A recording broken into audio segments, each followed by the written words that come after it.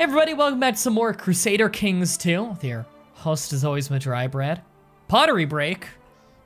There we go. Sorry, it's just really important that I do that. So where we last left off, we might become a king this episode. There's a reasonable chance we'll become a king, not necessarily this episode on YouTube. I mean, this stream. So this group of 4 episodes. Sorry, thing on other monitor bugging me, fixed it. So, as we learned on the last episode, we want to make the kingdom of, kingdom of Pomerania. Well, I mean, that could happen too. However, more likely, kingdom of Bohemia.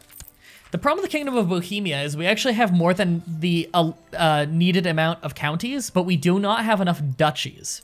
Unfortunately, these 4 counties here make up the only other duchy. This kingdom only has 2 duchies, which is incredibly confusing and strange. So we'd have to usurp Moravia. There we go, Moravia. We need to usurp that from this guy, which means we'd need at least 51% of the counties in it, which means we need 3 of the counties. That's probably not happening soon, just because it requires so many conquests. However, we started looking into other kingdom titles, and in fact also emperor titles we could get.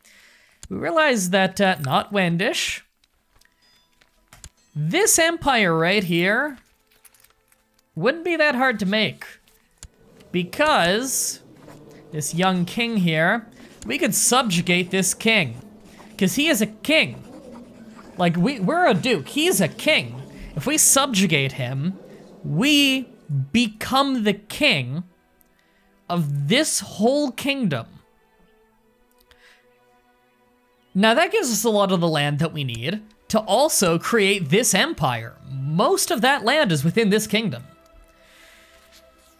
There'd just be a little bit here that we'd need to take, and that's really not that bad. Now, it would require both kingdom titles within it.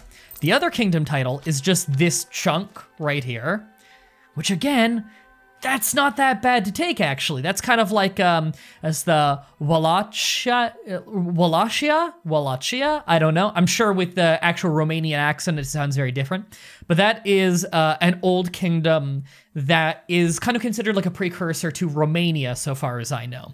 So we basically need to make Romania, and then Panonia seems to be geographically, it's kind of Hungary and, no, mostly Hungary. It would be Hungary and Austria, I believe, judging by where this is in the globe. So we're basically uniting Hungary, Austria, and Romania if we want to go with modern terms, and that would make us an empire. After that, it wouldn't be that hard to also make the Wendish Empire up here, up in what is right now Greater Poland largely, as well as Prussia. I think the CH is pronounced with a hard C sound, says Strange Stash. Thank you. Yeah, I don't think, some people are asking, why do we form an alliance with Charlemagne? No, we have actually buddied up with Charlemagne unintentionally a lot. Okay, never mind, he hates us again. Because we've pillaged his lands. Fair, fair. We did befriend him quite a bit. However, that has worn off by the looks of it. Yeah, we're not gonna be able to ally with him. We're a very different religion. We've pillaged him a lot. And as a quick reminder to ourselves, we have a mission. We have no active mission. Okay. Do we want to declare war immediately? Let's take a look at our situation here. So we personally have, from our levy, 6,700 troops. A little bit more because of event spawned and retinue and whatnot. But we're going to get up to 8,000 through that, and then plus event spawn and retinue, it's 9,000. So let's say we realistically have a cap of 9,000 troops. We have a potential vassal ally troop of 2,500. Those are very, very likely to join us because our vassals are mostly our sons, and they like us a lot because it was during their lifetime that we gave them this land. It's very, very safe to say that if we were to declare war right now, we would have roughly 10 to 12,000 troops, more like 10 to 11,000 troops, is a pretty safe estimate of how many troops we'd be bringing into battle. Now, when we declare on this guy, He's gonna have, he himself can only crew about 1,000 troops. More like 1,500 between his retinue and his cap, and I'm sure he can get up to his cap pretty quickly considering his cap is so low on levy. Potential vassal ally troops is only 6,500. If none of my allies were to join this war and all of his were to, we would still slightly outnumber him. Which means that makes me feel very safe in this war. He's also tribal, which means he's likely not to have any higher quality of troop than we are. It's mostly just going to be a lot of big armies of light infantry smashing into each other with some small amounts of archers and light cavalry backing them up, or rather leading the charge when it comes to the light cav, which is almost entirely skirmishers. Boar for the boat army. What? Blood for the blood gods, lung for the lung throne. Warhammer 40k, everybody. But thank you for the Twitch Prime sub there, Sayuri. I appreciate that. I think we just want to declare this war. I think we're ready to immediately declare this war. In fact, I will go low speed just because I don't know what we're on right now. And real quick, before we declare the war, let's do a real quick once-over of all of our stuff to make sure there's nothing last minute we need to do. We have a lot of money, so we can go into deficit for a long time this war if we need to, and usually we do go into deficit during war just because our troops are kind of expensive to raise in comparison to our very low tax income. We have no laws that can be changed right now, so we don't need to worry about that. I'm more than happy with who's getting elected right now in case our leader were to die. We are currently not leading our armies, which is perfectly fine with me. We have a good personal combat skill and everything, and we're a decent commander, actually, between Battlefield Train Master and Unyielding. We're especially good on defense, but we're not so amazing that we're worth risking the death right now. If we had 18 or more Marshal, then I might do it. So what we're gonna do right now is just see if we can get any last-minute really good commanders. Thank you for the subscription, Scrum. I hope you enjoy your dumb emotes of my ugly face. Roth. This guy's Craven. Patient is pretty nice, actually. Patient and... yeah, this guy's got great defense, actually. I think I will actually invite him to my court for a potential commander on the defense. Narrow Flank is very nice. You know what? This guy I'll invite as well. And how many commanders do we have right now, and how many of them are absolute trash? Okay, well, this guy is garbage. Does he have anything worth keeping him for? No. I'm firing him. And we have room for 2 more guys, and the other 2 commanders are okay. Okay, here's what we're gonna do. We're gonna wait for these guys to come in, appoint them as commanders, and then we're gonna go for it. Don't declare war now. All right, I'll wait until Hamidi, sorry. Responds and lets me know why I shouldn't, because I'm curious. Maybe he might have noticed something I haven't. Thanks for the 101 bits, Scrum. I appreciate that. I need to get one of those little bit cup things. Right, appoint commander. Okay, we just got our new commanders. Another thing to check before we declare: do we want to ransom any prisoners? We can banish some that basically aren't worth money. I'll ransom this random guy. Sure. Yeah, I'll ransom who I can. Banish the ones worth any money to get what gold we can. And I'll just... do I want to just release? Yeah, because if you can banish them, then they have no family who can pay for them anyway. They're not gonna make money, so I'm just gonna be nice and release the children who aren't worth any money.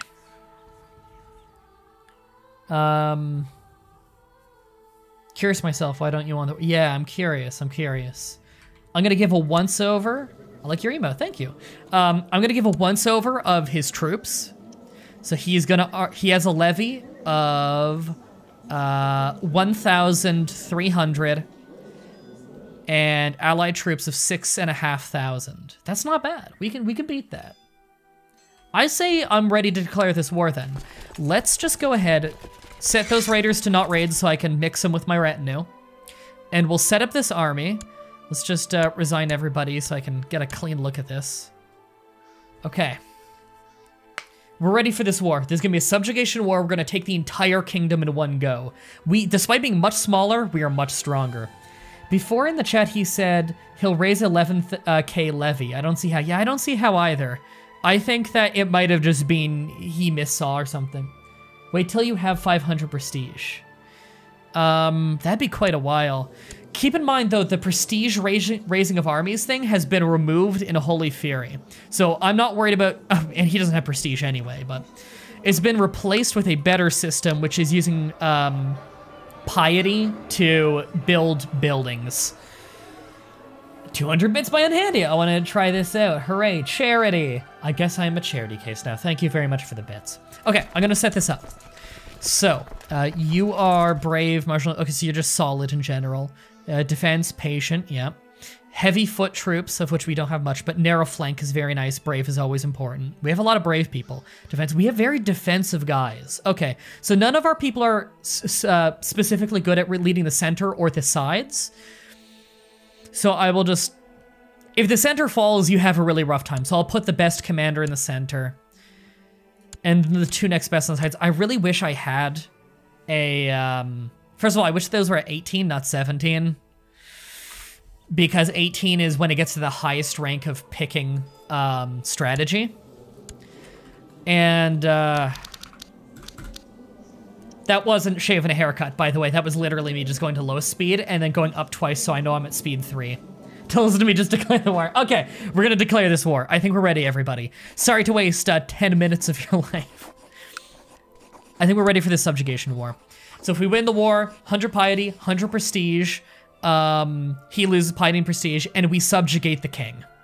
And if we lose the war, we lose a little piety and we pay him $100. That is nothing. It is the tiniest slap on the wrist if we get annihilated in this war. So this is a really, really unfair safe war for us. I'm declaring. We've declared war. I'm going to immediately call in all of my vassals and raise all of my personal troops. God, I wish we had a siege guy. Just one last little check. No siege guys. Does anyone remember, was it Builder? No. Does anybody remember what the other non-military trait was that still gives you siege speed? Because I don't remember. I don't think I can get much right now, unfortunately. Okay, so that will be a grand total of 5,000 troops.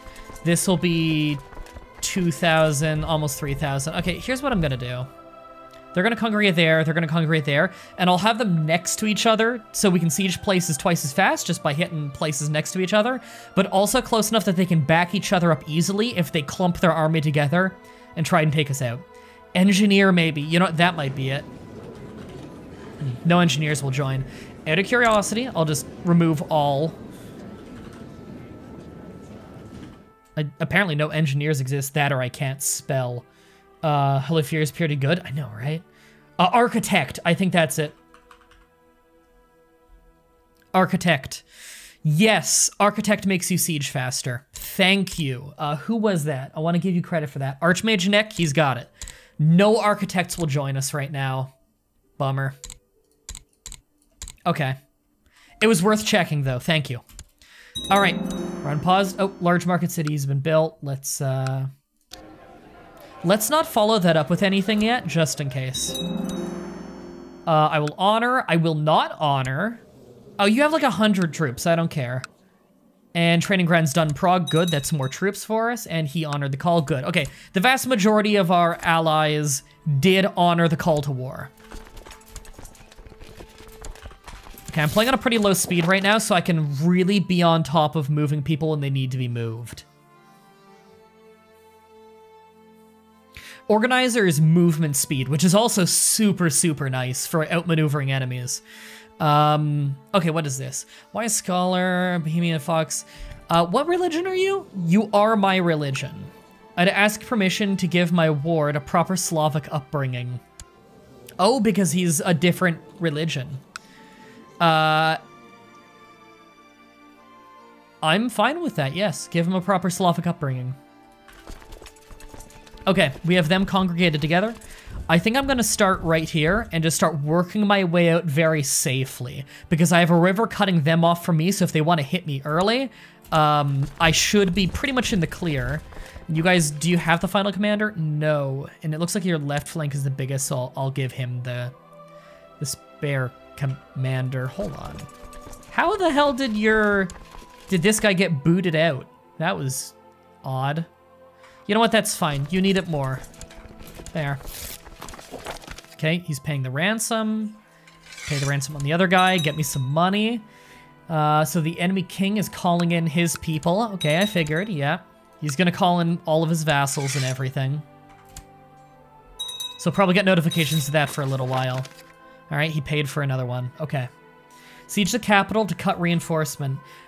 You're right, their capital's right on my border. I like that idea. We're gonna relocate a little bit and hit these two first then. I want my two parties to always be close enough to each other that they can easily reinforce each other. Investment in technology, we can get military organization. Of course, absolutely. Because that gives us morale of armies, retinue size, and global supply limit up. Those are also important. We already have light infantry 1. And I'm gonna get siege equipment 1 because it's dirt cheap. That is siege speed and defense, which is super important. And I will also take cav because that's all so cheap to get this early in the game. All right, and I will actually move them up and then move them back to back them up just so we have a little bit more firepower on this fight.